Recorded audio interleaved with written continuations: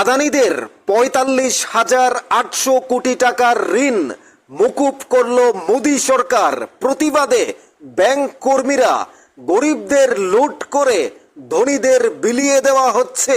সারা দেশ ফুঁসে উঠেছে এই ৪৫,৮০০ কোটি টাকা আদানিদের কেন মকুব করবে মোদি সরকার, কোনো বিবৃতি দিতে পারেনি।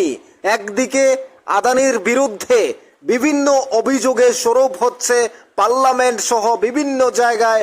রাহুল গান্ধী থেকে তৃণমূলের প্রত্যেকে আদানিদের বিরুদ্ধে একের পর এক অভিযোগ, দুর্নীতির অভিযোগ, বিভিন্নভাবে ঋণের অভিযোগ। আর এইদিকে মোদি সরকার ৪৫,০০০ কোটি টাকার ঋণ কিভাবে মকুব করলো। অন্যদিকে দেখা যাচ্ছে 10টি সংস্থা মুখ থুবড়ে পড়েছে, রেজিস্টার বাতিল হয়েছে ৬১,০০০ কোটি টাকা ঋণ দিতে না পারায়। অর্থাৎ একদিকে সংস্থার পর সংস্থা বাতিল হচ্ছে, কোম্পানি বাতিল হচ্ছে ঋণের বোঝা অর্থাৎ ঋণ দিতে না পারায়। অন্যদিকে আদানিদের ৪৫,৮০০ কোটি টাকা মুকুব করে দেয় মোদি সরকার। সারা দেশ প্রতিবাদ জানাচ্ছে, এর তীব্র নিন্দা জানাচ্ছে। কিভাবে ৪৫,৮০০ কোটি টাকার ঋণ মুকুব করলো মোদি সরকার, যে আদানির বিরুদ্ধে বিভিন্ন অভিযোগে রাহুল গান্ধী থেকে শুরু করে তৃণমূলের, সিপিএমের, কংগ্রেসের প্রত্যেকেই সরব হচ্ছে।